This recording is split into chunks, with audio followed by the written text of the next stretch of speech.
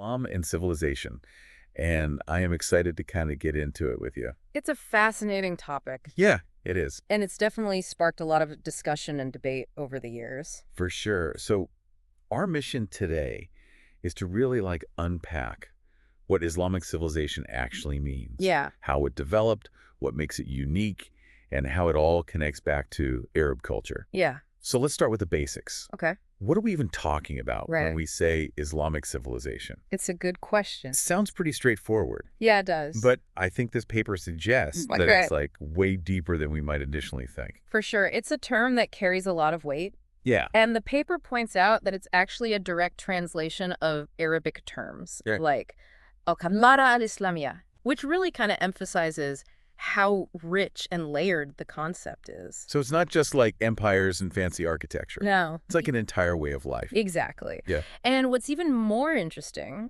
is that the term tamadun, meaning civilization, was first used by a scholar named Jurji Zaidan in his book Tariq al-Kamadun al-Islami back in the early 20th century. Oh, wow. So relatively recently. Yeah, can you believe that? Yeah. Before then, there wasn't a single word in Arabic to really encapsulate this whole idea of Islamic civilization. Oh, wow. So his work kind of sparked this huge conversation among Muslims about, what defined their civilization. That's mind-blowing. It makes you think about how much words really matter. Yeah. And how they shape our whole understanding of history. Sure. So before Zaidan, Yeah. how did people even talk about this concept? Yeah, well, there were definitely other terms floating around. But Zaidan really crystallized the whole concept. Right. And paved the way for more focused study of Islamic civilization as a whole. That makes sense. Yeah. Now, the paper also mentions that Islamic civilization is often used kind of interchangeably with Islamic culture. Right.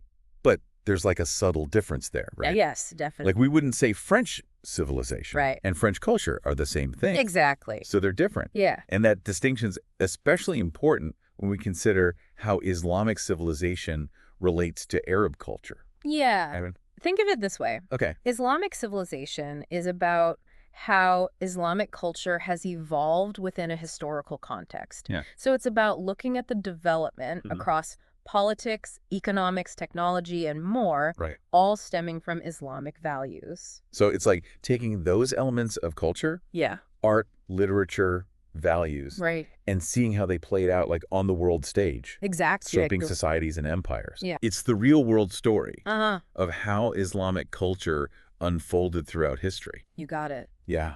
It's fascinating to see how all those cultural threads have woven their way through centuries of history. Yeah. But this is where things get really interesting. Okay. Because we need to consider the role of Islam itself as the source of this incredible culture and civilization. Yeah, because on the one hand, it seems pretty obvious. Right. Islam has really shaped the cultures that embraced it. For sure. But the paper seems to caution against just equating the two. Yeah. Saying Christianity, IS, Western civilization. Right. It just doesn't quite capture the full picture. Exactly. There are definitely different schools of thought on this. Okay. So some argue that Islam as Islamic culture, while others are careful not to mix up the divine religion with the human. Okay. So how do these different perspectives kind of play out? Well, you have the fundamentalist viewpoint, which sees Islam as purely divine revelation. Right. Separate from any human-made culture. Okay. It's all about following the commandments. Right. Not about expressing those commandments through specific cultural practices. I can see how that makes sense. Yeah. From a theological point of view. Right. But how does that square with the undeniable impact Islam has had on various cultures throughout history? It's hard to imagine Islamic art or architecture existing without the religion. Yeah. As a starting point. That's where things get nuanced. Okay. The paper quotes a Western scholar, H.A.R. Gibb, who said, Islam is indeed much more than a system of theology. Right. It is a complete civilization. Now, while there's truth to that statement, we have to be careful not to oversimplify things. Right, because saying Islam is a civilization kind of flattens the whole thing. It doesn't account for all the rich diversity and variations we see across Islamic cultures. Precisely. Yeah. And This brings us to a really important takeaway. Okay. Religion and culture are deeply connected, but fundamentally different. Okay. Religion, at its core, is unchanging. Right. It's divine and absolute. Culture, even if it's inspired by religion, is constantly evolving, shifting across time and place. So I'm seeing the tension here. Yeah. But how do we bridge these seemingly contradictory ideas? Right. The unchanging nature of religion and the ever-evolving nature of culture. Well, the paper offers a really helpful explanation, which is the dual nature of Islamic teachings. Right. On the one hand, you have the fundamental unchanging principles revealed in the Quran and Hadith. Right, like the foundation of which everything else is built. Exactly. Yep. But then you have the interpretations and applications of these principles by scholars and communities throughout history. And these interpretations are inherently cultural, shaped by human understanding and context. Yeah. However, they always refer back to those core Islamic principles. So it's like having a blueprint. Yeah. The divine revelation. Exactly. And then humans, using their intellect and experiences, build different structures based on that blueprint. Yeah. Some might build towering mosques, while others might focus on intricate calligraphy or philosophical treatises. That's a fantastic analogy. And it leads us to the perspective of scholar Bassam Tibi, who views Islam as a cultural system. So it's a system of symbols and meanings that both shape and are shaped by the realities people live in. So it's like a back and forth. Islamic principles influence culture. Yeah. But culture also influences how those principles are understood and practiced. Precisely. Okay. So it acknowledges the divine source while making room for like the human element. It finds that middle ground between the absolute nature of religious principles and the fluid nature of culture. Okay, so the bottom line is Islam itself is not a culture. Right. But it's like a powerful source that inspires and shapes Islamic culture and civilization. That's the key takeaway. And understanding that difference becomes even more crucial when we start talking about Islamic culture versus Arabic culture. Right. And those two are often used interchangeably. Yeah. Which can lead to some confusion. Right, especially when we're talking about those early periods of Islamic history. Yeah. It seems like the two were closely intertwined. It makes sense. Yeah. Given that Arabic was like the dominant language and culture during the classical era of Islam. Right. But as Islamic civilization spread and embraced diverse communities across the globe, the question of cultural expression became a lot more complicated. So how do we untangle that complexity? Well, that's where the paper's distinction between normative and historical Islam comes in. Okay, I'm intrigued. Tell me more about this normative versus historical idea. Think of it this way. Okay. Normative Islam refers to the core, unchanging principles of the religion. The divine blueprint we were talking about earlier, historical Islam, is about how those principles have been understood and practiced within specific historical and cultural contexts. So it's recognizing that while the core remains constant, the way it's expressed and interpreted can change. Right. Like, modesty is a core Islamic value, but what constitutes modest clothing will vary depending on like time and place. Exactly. It's like having rules for a game. The rules themselves are fixed. Right. But how people play the game can differ depending on their culture and understanding. That's a helpful way to think about it. Yeah. Yeah. It allows for diversity within a unified framework. And this framework is essential when we start delving into the different chapters of Islamic civilization history. Because Islam has a long and rich history, right? Oh, absolutely. Full of incredible achievements and difficult periods. And you know what? Even figuring out where Islamic history begins is a point of debate. Yeah, for sure. Among historians. Yeah. Really. Yeah. I thought it was pretty straightforward. I know, right? Like with the Prophet Muhammad and the revelation of the Quran. Well, some scholars believe that is like the starting point. Right. You know, it marks the birth of the Muslim community, so it makes sense. Yeah. But others argue that Islamic history begins with the Hijra, the Prophet's migration to Medina in 622 CE. Right. This marks the establishment of the first Muslim state, so it holds significance too. Yeah. And then there are those who trace Islamic history all the way back to the Prophet Adam. Yeah. Yeah, they see all prophets as part of a continuous Islamic tradition. So even the very starting point is open to interpretation. It is. That's fascinating. Right. It makes you wonder how different our understanding of history would be if we shifted the starting point even slightly. Totally. But how do historians typically organize Islamic history into distinct periods? Right. Is there like a generally accepted framework? The paper refers to a common periodization used by the scholar Harun Nasution. And he divides Islamic history into 3 main periods. The classical period, the middle period, and the modern period. A classic 3-act structure. Right. What defines each of these periods? Well, according to Nasution, the classical period spans from 652 to 1250 CE. This period saw like the rapid expansion of Islamic empires, a flourishing of knowledge and the arts, and eventually like a decline. Marked by political fragmentation and internal conflict. A classic rise and fall story, but with a golden age nestled in between. Exactly. And then we move into the middle period from 1250 to 1800 CE. This era witnessed a further decline, followed by a resurgence with the rise of 3 major empires, the Ottoman, the Safavid, and the Mughal. However, even these powerful empires eventually declined under pressure from European powers and internal challenges. So a period of transition and shifting power dynamics. And finally, we come to the modern period from 1800 to the present day. And this period is characterized by colonialism, movements for independence, and various forms of Islamic revivalism. So it's a period grappling with the complexities of modernity and searching for new ways to express Islamic identity in a rapidly changing world. It makes me wonder, though, why does Harun Nasution start the classical period in 650 CE during a time of conflict within the Muslim community? Why not start it during the Prophet's time? Or with the early caliphate? That's a really insightful question. And it invites us to consider why historians choose certain starting points for historical periods.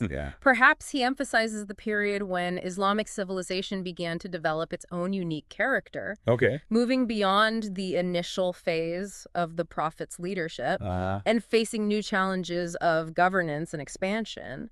That's a good point. Or maybe he focuses on this period because it's when more detailed historical records become available, allowing for a deeper analysis of cultural and social developments. Possibly. It's fascinating how these different interpretations can shape our understanding of history. For sure. And speaking of interpretation, I'm really curious to explore this idea of ijtihad that the paper briefly mentioned. It seems like a pretty important concept. Ijtihad is definitely like a cornerstone of Islamic jurisprudence. So it refers to the process of independent reasoning or critical thinking applied to Islamic law. Which, as you can imagine, can lead to some really interesting discussions and debates. So it's not just like blindly following rules. No. It's about engaging with the texts. And figuring out how to apply them to like the constantly evolving challenges of the modern world. You got it. So it recognizes that Islamic law isn't static, but like a dynamic system that can evolve through thoughtful interpretation and application. Of course, not everyone agrees on the scope of ijtihad. Oh, really? There's a view held by some schools of thought that the door of ijtihad has been closed. So they believe that They believe that the great scholars of the past have already explored all the possible interpretations. And that we should simply follow their established rulings. I can understand the appeal of that argument. You know, it provides a sense of stability and clarity. Especially in a world that often feels chaotic and uncertain. For sure. But I'm sure there are counter-arguments. Especially from those who believe that ijtihad is essential for navigating the complexities of modern life. Exactly. And there are many scholars who passionately argue that the need for ijtihad is more pressing now than ever. The world has changed drastically since the time of those early scholars. We're facing all sorts of unprecedented challenges, from bioethics and artificial intelligence to global pandemics and climate change. For sure. How can we possibly address these issues without engaging in fresh interpretations. Yeah. And applying Islamic principles to these new realities. It's like trying to fit a square peg into a round hole. Exactly. The world is constantly evolving. And if Islamic law is going to remain relevant, it needs to be able to adapt and respond to these changes. Yeah. It's about finding ways to uphold the core values and principles of Islam. Yeah. While also addressing the unique challenges of our time. Exactly. And that requires critical thinking, open dialogue, and a willingness to engage in ijtihad. For sure. And of course, there are different opinions on how far ijtihad should go. And what qualifies as a valid interpretation. It's a dynamic process that's constantly evolving, which is what makes it so fascinating. It definitely makes Islamic jurisprudence sound a lot more lively than I initially imagined. You know, there's this idea in popular culture that Islamic law is rigid and inflexible. But what we're talking about here is like a vibrant intellectual tradition that's been grappling with complex questions. For centuries. For centuries. And it's important to remember that within Islamic scholarship, there's a wide spectrum of views and interpretations. So it's not a monolithic entity, but a rich tapestry of diverse perspectives and schools of thought. You know, it's really interesting how this whole discussion circles back to that initial question we were wrestling with. The relationship between Islam and culture. It seems like there's this constant interplay between those two realms. A dance between faith and tradition. Between the eternal and the ever-changing. What are your thoughts on that? Well, what strikes me is the incredible diversity within Islamic civilization. It's a tapestry woven from countless threads, different cultures, languages, interpretations, historical experiences. And yet running through it all, there's this common thread. A shared belief in the core principles of Islam. And a commitment to living a life guided by those principles. It's almost like a paradox, isn't it? It is. It's incredible unity amidst diversity. Exactly. And I think that's what makes studying Islamic civilization so rewarding. It challenges us to move beyond simplistic categorizations and embrace the nuance, the complexity, the multiple layers of meaning. Speaking of multiple layers. I think we need to unpack how Islamic civilization is viewed across different historical periods. Right. Would have touched on this briefly. Yeah. But I'd love to delve a little deeper. Okay. Especially into those major turning points that shape the course of history. Absolutely. Each period has its own unique character and challenges. Right. And understanding those shifts is crucial for grasping the full scope of Islamic civilization. So where would you like to start? Well, let's go back to that classical period. Okay. That seems like the logical starting point. Yeah. Given that it witnessed such a rapid expansion of Islamic influence. Right. And the birth of what many consider the golden age of Islamic civilization. Right. I'm curious to explore how those early successes contributed to the development of a distinct Islamic identity. That's a great place to start. Okay. The classical period was a time of incredible intellectual and cultural ferment. Right. And the expansion of the Islamic Empire brought about unprecedented interactions between different cultures and traditions. So it wasn't just about conquering territories. No, not at all. It was about absorbing and synthesizing knowledge from all corners of the known world. Precisely. The early Muslims were incredibly open to learning from other civilizations. They translated Greek philosophical and scientific texts. Absorbed Persian administrative techniques. And incorporated Indian mathematical concepts into their own evolving intellectual framework. Yeah, it was a period of extraordinary cross-cultural exchange. Absolutely. Yeah, it's amazing to think about how much of that knowledge we take for granted today. Yeah. Algebra, astronomy, medicine had its roots in that period of intense intellectual curiosity and exchange. You're absolutely right. Yeah. And it's important to remember this wasn't just a one-way street. Right. Islamic scholars made significant contributions to these fields, building upon and expanding the knowledge they inherited from other civilizations. Think about figures like Al-Khwarizmi, considered the father of algebra, or Ibn Sina, whose medical canon was a standard text in Europe for centuries. Wow. So their work wasn't just important for the Islamic world, it had like a global impact. Wow. It's mind-boggling to consider how interconnected the world was even back then. Right. And it really highlights the absurdity of those narratives that try to portray Islamic civilization as somehow separate. Right. Or even antagonistic to Western civilization. Yeah. Yeah, you've hit on a crucial point. Yeah. The history of Islamic civilization is deeply intertwined with the history of Europe and the rest of the world. Yeah. There were periods of conflict, for sure, but there were also centuries of fruitful exchange, collaboration, and mutual influence. Yeah. It's a much more complex and nuanced story than those simplistic narratives would have us believe. So, in a sense, the classical period was all about laying the groundwork for the flourishing of Islamic civilization. It was about establishing a distinct identity rooted in Islamic principles, while also embracing the intellectual and cultural riches of other traditions. But as we know, empires rise and fall. So what factors led to the eventual decline of this golden age? That's a question that historians have been grappling with for centuries. Yeah, I bet. There's no single answer, of course. Of course. But there are several contributing factors. Internal conflicts and political fragmentation played a major role. As the empire grew, it became increasingly difficult to maintain centralized control. And different factions emerged vying for power. So it's kind of a classic case of an empire becoming too big to manage effectively. Yeah, if the centrifugal forces eventually overpowered, the centripetal forces holding everything together. Exactly. And alongside those internal pressures, there were external threats as well. The Crusades. Though ultimately unsuccessful in their primary goal of conquering the Holy Land, did weaken Islamic power in certain regions. And then you have the Mongol invasions, which were absolutely devastating in their impact. Absolutely. The sacking of Baghdad in 1258 CE marked a major turning point, effectively ending the Abbasid Caliphate and ushering in a new era of Islamic history. It's interesting, though, that despite these setbacks, Islamic civilization didn't disappear. It continued to evolve and adapt. Finding new expressions and centers of power. That's one of the most remarkable things about Islamic civilization.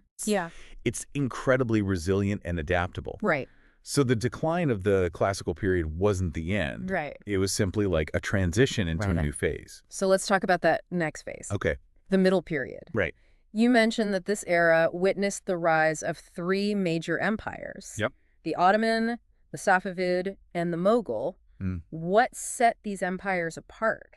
Yeah, well, each of these empires had its own unique character and achievements. But they all shared some common features. They were all gunpowder empires, meaning they rose to power, in part, due to their mastery of firearms and artillery.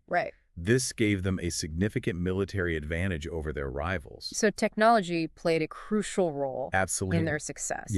And they were all incredibly diverse and cosmopolitan empires, encompassing a wide range of ethnicities, languages, and religious traditions. They developed sophisticated systems of governance and administration. And they fostered a flourishing of art, architecture, and literature. So in a way, they were carrying on the legacy of that classical period, albeit in new forms and contexts. Exactly. They were building upon the foundations laid by their predecessors, adapting Islamic traditions to the changing realities of their time. The Ottoman Empire, for example, emerged as a major power in the Eastern Mediterranean, eventually conquering Constantinople in 1453 and establishing itself as the heir to the Byzantine Empire. Wow. They developed a unique system of governance that blended Islamic principles with Byzantine administrative practices. And they fostered a rich cultural environment that blended Turkish, Persian, and Arab influences. So they were very much a product of their historical context, synthesizing different elements to create something new and distinctive. Exactly. And the Safavid Empire, centered in Persia, played a crucial role in establishing Shi'ism as a dominant force. In the Islamic world, they were patrons of the arts and architecture, and they left behind a legacy of stunning mosques, palaces, and gardens. And what about the Mughal Empire? Yeah. They seem to have been the furthest removed geographically. Yeah, they were. From those earlier centers of Islamic civilization. Right. The Mughal Empire, based in India, Right. is a fascinating case study in cultural fusion. Okay. They ruled over a predominantly Hindu population. Right. And they made conscious efforts to integrate Islamic traditions with existing Indian cultural practices. So a more syncretic approach. Precisely. Blending rather than imposing. Exactly. Yeah. Okay. And they left behind a remarkable architectural legacy, including the Taj Mahal, which is considered one of the wonders of the world. It's incredible to think about how these three empires, so diverse in their geographical locations and cultural contexts, were all contributing to the ongoing evolution of Islamic civilization.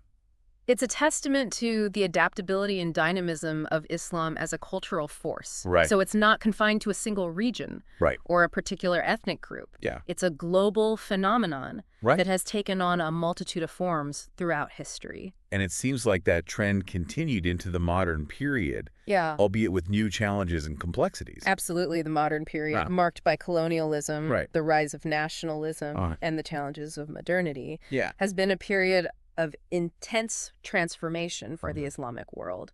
But despite these challenges, Islamic civilization has continued to evolve and adapt, finding new ways to express its identity and values in a rapidly changing world. Okay, so we've covered a lot of historical ground. Yeah, we have. From the rise of the early empires to the challenges of modernity. Right. But before we wrap things up, I'd love to come back to our listener. Yeah. And what might spark their interest in this topic? Sure. What key takeaways do you think would be most helpful for them as they continue their own exploration of Islamic civilization? I think the most important thing is to remember that Islamic civilization is not a static entity frozen in time. It's a living, breathing tradition that is constantly evolving. Right. It's not just about dusty old textbooks and ancient ruins. It's about a dynamic and diverse set of beliefs, practices, and cultural expressions that continue to shape our world today. Exactly. And I think it's crucial to approach the study of Islamic civilization with a sense of curiosity and openness.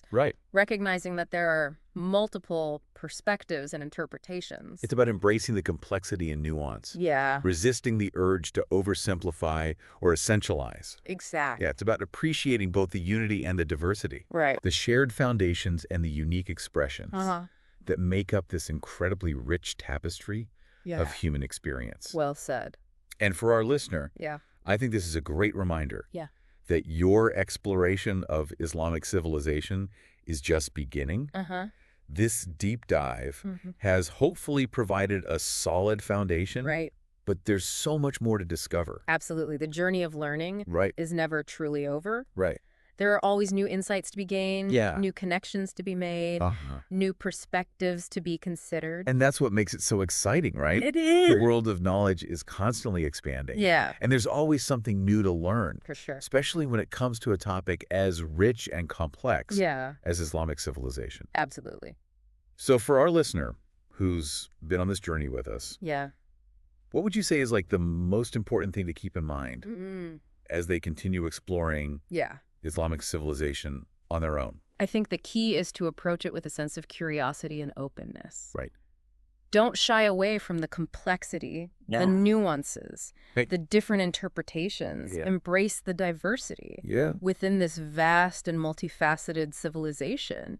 It's a journey of discovery. And like any good journey, it's best enjoyed with an open mind and a willingness to be surprised. That's great advice. It's about appreciating both the unity and the diversity. Recognizing the shared foundations while respecting the multitude of expressions. It's like looking at a forest. You've got the common ecosystem, but each individual tree has its own unique story to tell. Exactly. And remember, Islamic civilization is not a relic of the past. It's a living, breathing tradition that continues to evolve and shape the world we live in. It's a conversation that's been going on for centuries. And we're all invited to participate. That's so true. It's a story that's still being written with each generation adding its own chapter. And for our listener, if you're eager to delve deeper, I highly recommend checking out the book, A History of Islamic Societies by Ira Lapidus. Oh, great book. It offers a really comprehensive overview of Islamic history and culture, covering everything from like the early period to the modern era. It really helps connect all the dots and understand the bigger picture. That's a great suggestion. Lapidus does a fantastic job of weaving together the political, social, economic, and cultural threads that make up the tapestry of Islamic civilization. And he doesn't shy away from the challenges and complexities, which is what makes it such a compelling read. This deep dive has definitely sparked my own curiosity. Good. And I hope it's done the same for you, dear listener. We've just scratched the surface, but hopefully we've given you a taste of how fascinating and multifaceted this subject is. And remember, the journey of discovery never truly ends. There's always something new to learn, a new perspective to gain, a new connection to make. It's all about keeping that spark of curiosity alive. So true. Keep exploring, keep questioning, keep expanding your understanding. And until next time. Happy exploring.